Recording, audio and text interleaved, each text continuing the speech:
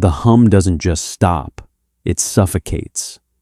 Inside a lead-shielded tomb worth $2 billion, the blue glow of a new god flickers and dies.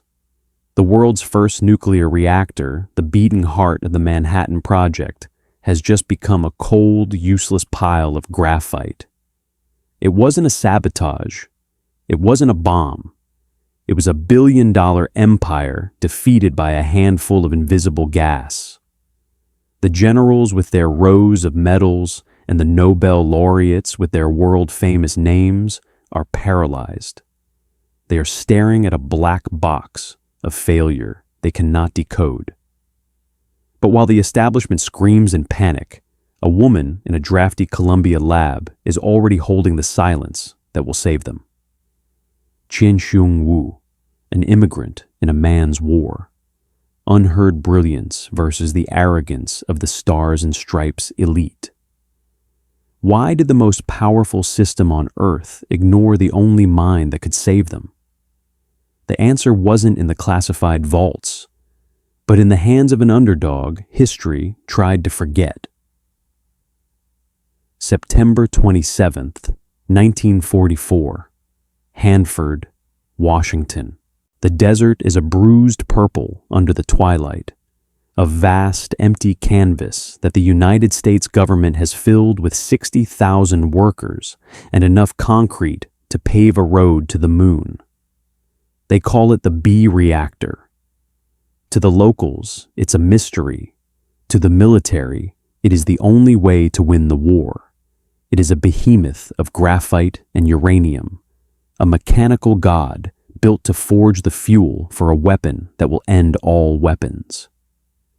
Inside the reactor building, the air is thick with the smell of scorched ozone and the low, rhythmic thrum of cooling pumps.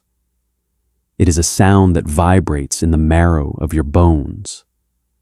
General Leslie Groves and Enrico Fermi stand on the observation floor, their shadows long against the lead-shielded walls. They are the masters of this domain. They have the budget of a nation and the collective genius of the Western world behind them. There is a palpable sense of destiny in the room. This isn't just engineering. It is the first time humanity has ever attempted to sustain a nuclear chain reaction on a massive scale. The command is given. The technicians, their hands steady but their hearts racing, begin to pull the control rods.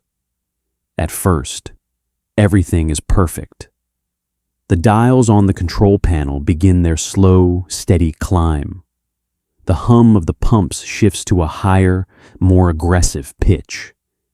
Deep within the core, billions of atoms begin to shatter, releasing a flood of neutrons that create a pale, blue glow, a Cherenkov radiation that looks like captured starlight. The inner circle of physicists exchanges looks of triumph. They have done it. They have tamed the sun. Power levels reach their peak, and for a few hours, the B-Reactor is the most powerful object on the planet. But then, a needle flickers. The power output begins to drift. Not up, but down. Just a fraction at first. Then, a steady, unstoppable slide. Fermi watches the charts, his brow furrowed. He orders the control rods to be pulled further out to compensate, but the reactor doesn't respond. It's as if the uranium is tired. It's as if the fire is being smothered by an invisible hand. Within hours, the power levels crater to zero. The blue glow vanishes. The heat dissipates. The world's first full-scale reactor simply dies. The silence that follows is deafening. The physicists scramble. They treat the failure like a puzzle from a textbook, checking the cooling pipes for leaks, testing the electrical circuits, examining the fuel slugs for impurities. Everything is technically flawless. By every manual written by every expert in the room, that reactor should be screaming with energy. Yet, it sits there, cold and unresponsive. The physics of the disaster is a fatal flaw hidden at the atomic level. As the uranium splits, it produces a byproduct called xenon-135. This gas acts like a lead curtain, a microscopic parasite that gobbles up the neutrons needed to keep the reaction alive. It is a poison that chokes the reactor like a drowning swimmer struggling for air.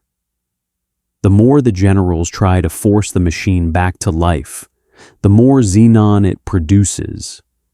It is a vicious, self-sustaining cycle of failure. General Groves paces the floor, his face a mask of mounting fury. He has promised the president a bomb. He has spent $2 billion of the taxpayers' money. He believes that with enough rank, enough discipline, and enough American grit, the laws of physics will eventually bend to his will. The establishment treats the failure as a logistical hurdle, a minor budget issue, or a lack of manpower. "We have the finest minds in the world," the prevailing mindset whispered. "If Fermi cannot find the answer does not exist." They treat the silence as a temporary glitch in their grand design, but they have fatally underestimated their opponent. It isn't a mechanical error. It is a fundamental truth of the universe they were too arrogant to see. While the generals shout at blueprints in the boardroom, the ghost in the machine is already feasting on their ambition. They are about to learn that the universe does not respect a general's stars, and that the silence of the B-Reactor is the sound of a billion-dollar empire collapsing in the dust. Cirque. But while the giants of Hanford are drowning in panic 3,000 miles away, the ghost has already been caught. Fermi doesn't come to Columbia for a consultation. He comes for a miracle, and he finds it in the hands of a woman who shouldn't even have the documents he's holding. Wu isn't just handing over a theory. She's handing over a confession. Under the strict, paranoid protocols of the Manhattan Project, her unauthorized study into xenon isotopes is a violation of the Espionage Act. She is an immigrant woman with a need-to-know status of 0, yet she has mapped the inner workings of a billion-dollar secret the government failed to secure. As she slides the notebook across the desk, the air in the room changes. If she's wrong, she's a footnote. If she's right, she's a security breach that could land her in a federal cell before the sun goes down. She isn't just solving a math problem. She is betting her freedom against the arrogance of the men who tried to lock her out of the room. She had tried to share her findings. She had offered her insights to the men who occupied the offices with the windows and the titles. They had looked at her, and they had seen a dragon lady. They had seen a technician who should be grateful for her position. They had dismissed her work as a theoretical curiosity, a minor footnote that didn't fit the grand narrative of their success. They had put her paper in a drawer and closed it. Now, as the B-Reactor sits like a useless pile of lead and graphite in the Washington desert, that paper is the only thing that can save the war effort. The establishment is screaming in panic, but Chien-Shiung Wu is in the dark, holding the silence that will save them. The panic at Hanford is no longer a quiet concern. It is a localized earthquake of professional terror. For days, the world's most brilliant physicists have been chasing their own tails in the Washington desert. They have rechecked the math. They have dismantled the valves. They have scrutinized the purity of the cooling water. Yet, the B-Reactor remains a graveyard of ambition. The military is breathing down their necks. The clock of the Second World War is ticking toward a conclusion they might not control, and the ascent experts are starting to look like amateurs. In the middle of this chaos, Enrico Fermi, the man who first split the atom, pauses. He remembers a name. Not a name from the high society dinners in Washington, and not a name from the cover of the prestigious journals. He remembers a woman in a lab at Columbia, a woman who had been asking questions about the poisoning of atoms while the men were busy celebrating their first successful tests. He realizes that while the establishment was building the machine, Chien-Shiung Wu was studying the soul of the atom.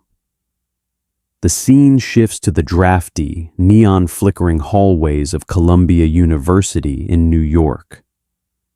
Fermi does not arrive with a parade. He arrives with the weight of a dying project on his shoulders.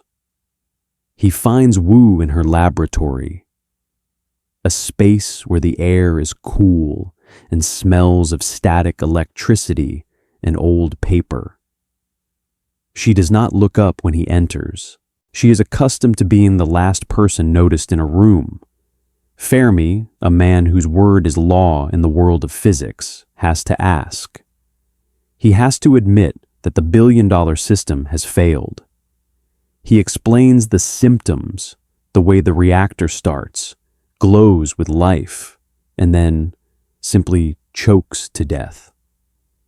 Wu listens with a precision that is almost clinical. She doesn't offer platitudes or comfort.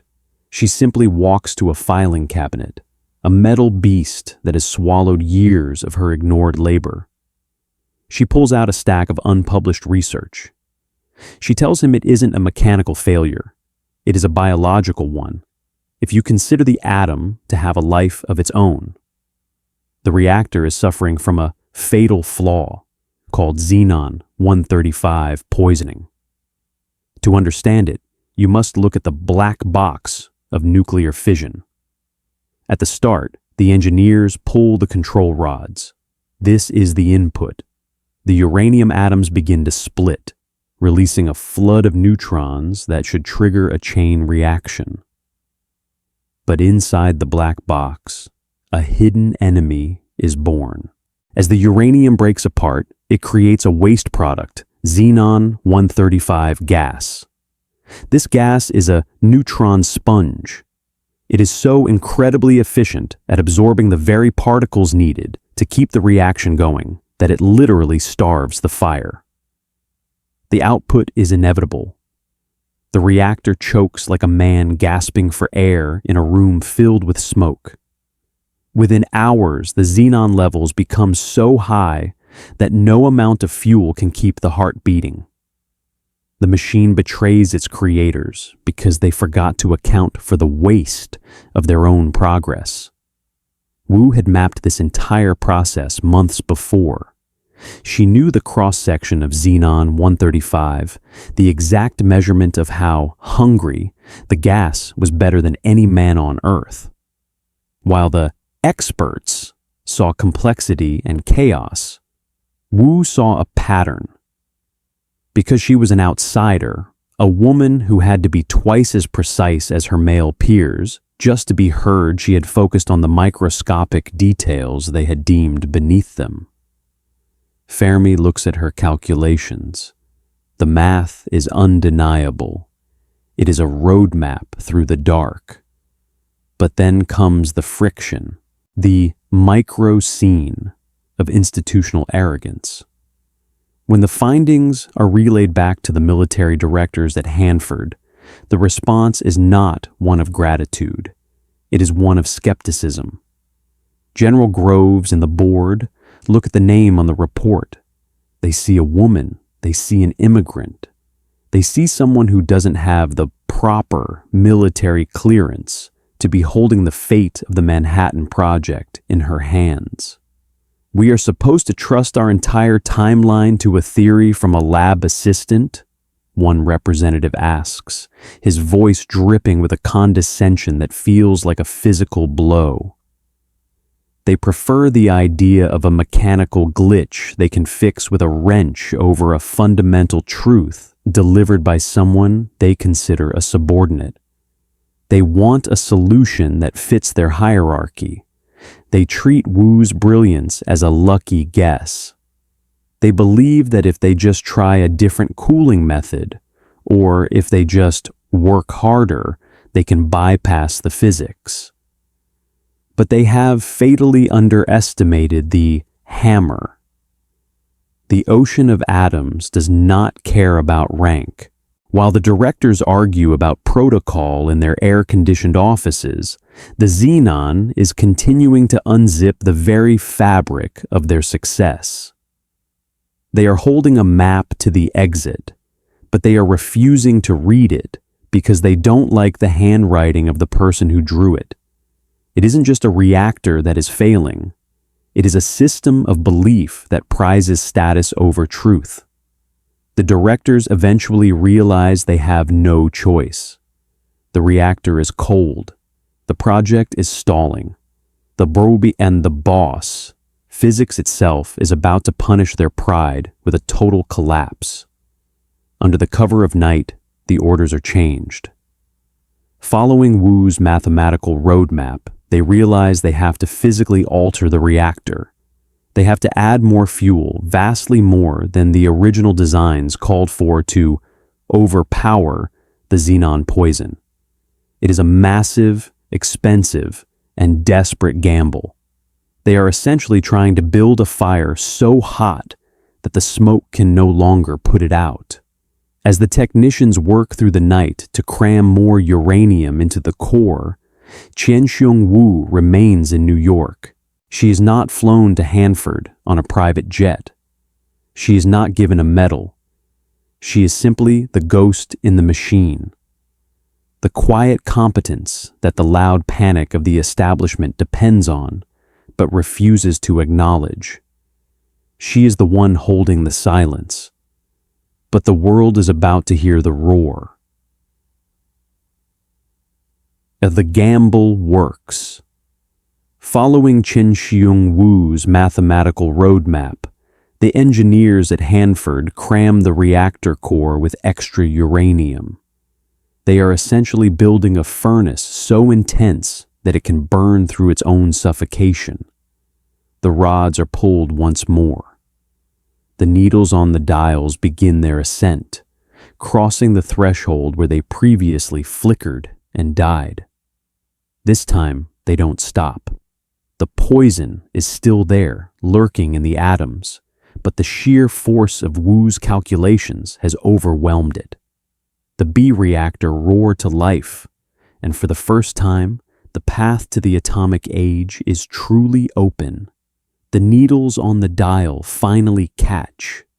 They climb 200 megawatts, 250, and stay there. But in the control room at Hanford, there is no cheering, no backslapping, no triumphant cigars. There is only a heavy, shameful silence. General Grove stares at the glowing monitors, his jaw tight. The Nobel laureates look at their boots. They aren't relieved, they are humiliated. The billion-dollar system they designed, the one they claimed was perfect, has just been resuscitated by the very person they mocked as a dragon lady just weeks ago. They watch the power surge, knowing that every watt of energy is a testament to their own blindness. They don't thank her. They don't even call her. They simply begin writing the reports, carefully omitting the name of the woman who just saved their careers from the ash heap of history. But for Chien-Shiung Wu, the roar of the reactor is followed by a chilling, lifelong silence. Fast forward to 1957, Stockholm, Sweden. The world of physics is in an uproar. Two young theorists, Chen-Ning Yang and Sung-Dao Lee, have just been awarded the Nobel Prize. They have done the impossible. They have disproven the law of parity, a fundamental pillar of physics that suggested the universe was perfectly symmetrical. It was a breakthrough that changed everything we knew were about the building blocks of reality. But there is a cruel irony at the heart of this victory. The theory proposed by Yang and Lee was just that, a theory. It was an idea on a chalkboard, beautiful but unproven. To prove it, they needed an experiment so precise, so difficult, that every major laboratory in the world turned them down. They said the measurement was impossible. They said the technology didn't exist to see into the heart of a decaying atom with such clarity. They forgot about the woman who had already mapped the ghost in the B-Reactor. Wu took the challenge. While the rest of the scientific community scoffed at the fool's errand, she worked in the sub-zero temperatures of a cryogenics lab, pushing her equipment to the absolute limit of what physics allowed. She didn't sleep. She didn't eat. She lived in the data. And in the dead of night, she found it. She saw the universe flinch. She proved that the law of parity was wrong. She turned their impossible into a fact. When the telegram arrived from Stockholm, it carried the names of the two men who had the idea. Chien-Shiung Wu's name was nowhere to be found. The Dragon Lady of the Manhattan Project, the First Lady of Physics, was once again relegated to the shadows. The establishment had used her brilliance to save their billion-dollar project in the desert, and they had used her genius to secure their Nobel Prizes in the lab. And then they simply closed the drawer on her name once more. We often think of history as a meritocracy, a straight line where the best and the brightest are elevated to the light. But the story of Chien-Shiung Wu reveals a much darker friction. It shows us a system that is designed to protect its own hierarchy at the cost of the truth. It shows us that the most dangerous poison isn't xenon-135 in a reactor. It is the arrogance of a society that refuses to see the person standing right in front of them. Wu never complained. She never campaigned for the award she was denied. She simply went back to the lab. She continued to look into the darkness of the atom, finding the truths that the experts were too blind to see. She died in 1997, a titan of science whose name is still spoken in hushed, reverent tones by physicists, but remains largely unknown to the world she helped save. History didn't forget Chien-Shiung Wu. The system simply did what it was designed to do. It extracted her genius, fueled its expansion, and discarded the source. It's a blueprint we see every day in the glass towers of Silicon Valley and the windowless halls of bureaucracy, the quiet theft of the underdog's soul to power the machine's progress. We don't live in a world that rewards the best of us. We live in a world that uses the best of us to save the most powerful of us. Wu's name was never meant to be on that Nobel telegram, because if the world knew she was the one who kept the heart of the atomic age beating, the giants would have to admit they were just standing on the shoulders of a woman they weren't even brave enough to look in the eye. Chien-Shiung Wu noticed the ghost in the machine when no one else could. It is time we finally noticed her. If you believe that stories like Chien-Shiung Wu's deserve to be remembered, join our ranks by subscribing and leave a like. We have synthesized this narrative from reputable historical archives and verified sources. However, the fog of war often extends to the history books. If you spot any inaccuracies or have additional details to share, please correct us in the comments. We strive for the absolute truth, and your knowledge helps us get there. Thank you for keeping history alive.